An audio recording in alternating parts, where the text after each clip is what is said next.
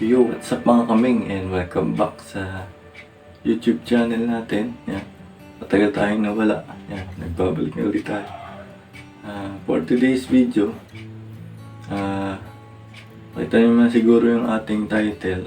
Naghahanap ka ba ng unlimited data ngayon?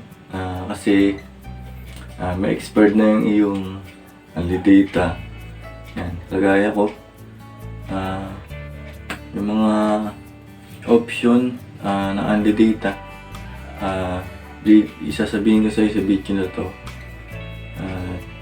Kung naghahanap ka ng unlimited data na legit, yan, para sa itong video na to. And bago tayo magsimula, like mo yung video natin mga kamay. Yan, syempre mag-subscribe ka. Yan, hit mo yung notification bell para nag-upload ako mag-notify sa'yo. Yan. Simulan na natin. Let's go!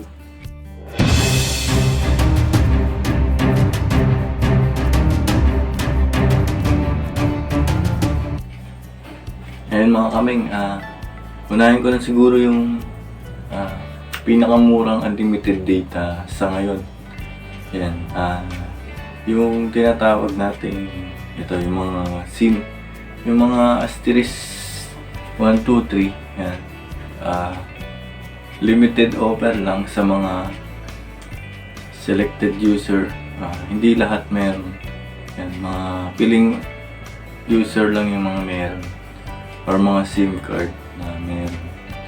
Yan. Ito yung pinakamura. Kakahalaga siyang 349 yung 30 days na unlimited data niya. Yan. Or yung isa, hindi ko matandaan, 100 yata yung or 150, basta yun yung pinakamura ngayon. Yan. Na huwag kayong maniniwala sa mga nagre-register, i-register daw kayo, may link yan, tas magbabayad kayo. Yan. Huwag kayong maniniwala sa mga ganun. Madalas scam yun. Ang gawin nyo na lang, hanapin nyo yung legit na may link. Yan. Katulad na yung kay Sir Jerome Lalia. Yan. Na legit yung link. Yan. Ngayon hindi na kasi siya working. May mga days lang or months na siya, nag-up or ina-up ni Sir. Yan.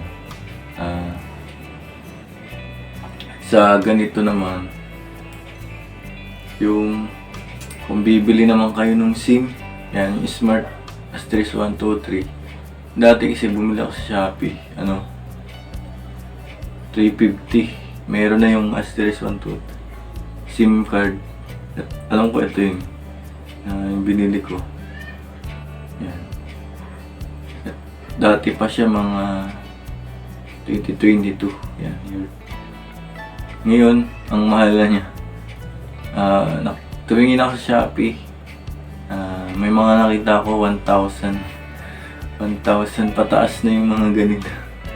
Grabe na. Pinagkakitaan na nila. Sobra overpriced na. Parang hindi na makataon yung price niya. Kaya mapapahanap ka na lang talaga or maghahanap ka talaga ng unlimited. Yan. Ito yung una nating option. TNT at Smart Asterisk 1, 2, 3. Yan. Yan. Kung gusto nyo bumili nun, yan, nasa sa inyo yan. Para sa akin kasi overpriced na. Hindi na siya ganun. Pwede na! Para sa akin kasi yung tamang price lang dapat. Ayan, yung susunod natin ay na unlimited data. Yan. Sa smart pa din siya. Yung ating smart rocket SIM. Yan. Yun yung binibili sa mga legit store, smart store. Yan. Meron din nagtitinda na iba. Yan. Kaso may patong na siya. Yan. Mas maganda kung bibili kayo dun sa mismong smart store or dun sa Shopee na Smart or Lazada, kung saan kayong platform bumibili. Yan. Unahin ko na yung dalawang klase kasi yung unlimited data nila. Yan, lagay ko na lang siguro dito. Meron silang 699 na unlimited data. Yan. Meron din silang 1,099 na unlimited data. Ito yung isa, ito yung isa. Yan, magkaiba yan. Unahin ko na yung 699. Yung 699 po, yan, marami din kasi nagtatanong yan. Yung kanyang pwede mong gamitin lang doon is one user lang, personal lang yung kanyang data. Yan. Pero meron ding mga gumagamit niyan. May mga tricks kasi na ginagawa para gumana siya sa magamit mo siya sa lahat or sa inyong modem. Yan. Madalas naman sa modem ginagamit. Yan. Ang gagawin nyo lang sa modem nyo, yan. Ang gagawin nyo, kukunin nyo yung hahanap kayo ng IMEI na cellphone. Yan. Bakit cellphone? Kasi para ma-detect ni Smart na yung cellphone nyo yung gumagamit ng IMEI. Yan, example, IMEI ng cellphone nyo. Ilalagay nyo sa modem. Yan. Example, nasa modem na siya. Babasahin ni Smart yun as cellphone, pero sa modem nakakabit. Yung tricks. Papalitan mo yung modem mo ng IMEI ng cellphone. Yan.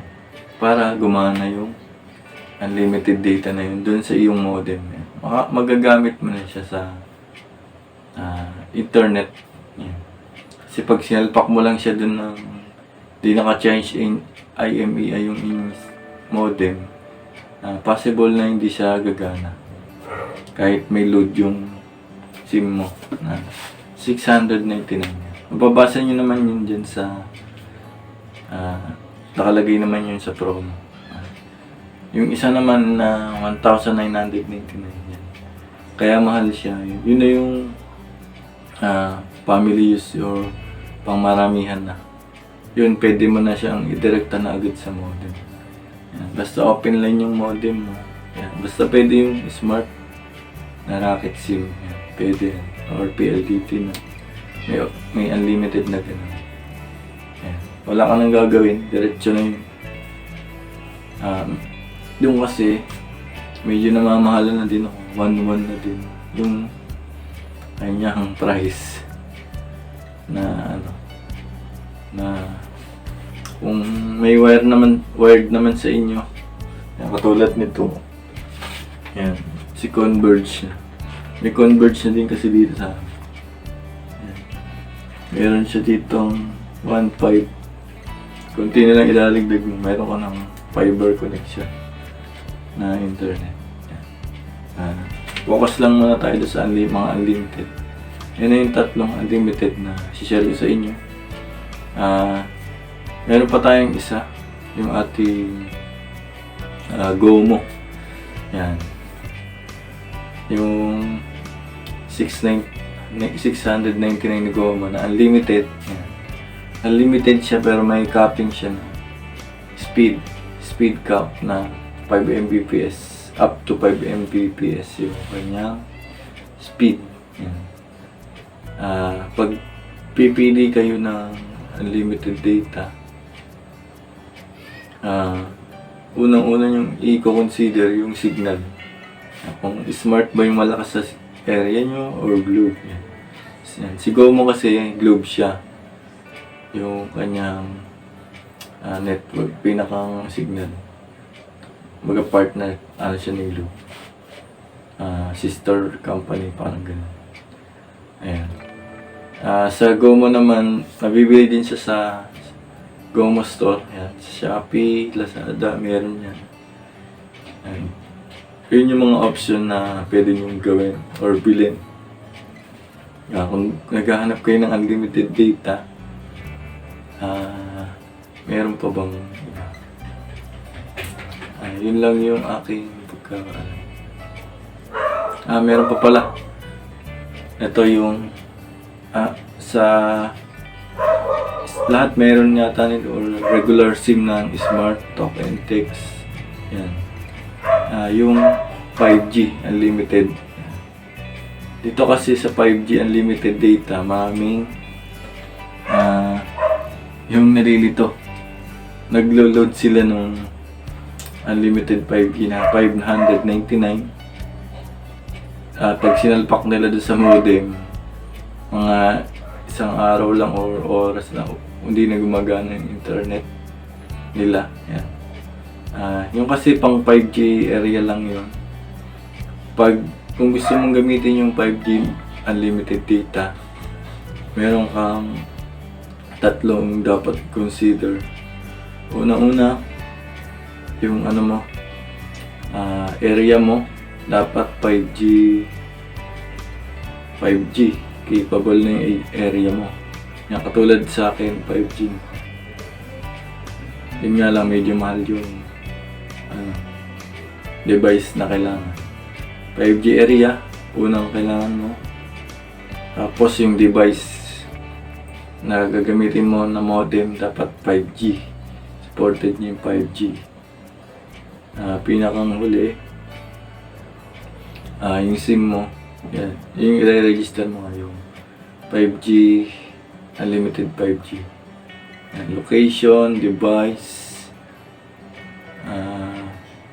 yun, location, device, saka yung, o kaya kung sa cellphone mo gagamitin, dapat yung device mo na 5G din na cellphone. Modem or cellphone, dapat 5G. Location. Yan. May tinatawag siya dyan na yung non-5G. Meron 4 gig dyan. May example, 12 gig. Yung 599, meron siyang 12 gig na 4G, pang 4G lang. Yan. Kaya gagana talaga siya sa una. Pag naubos na yung 12 gig na yun, yung 5G, kung hindi capable yung device mo or area mo, hindi yung gagana. Ayan.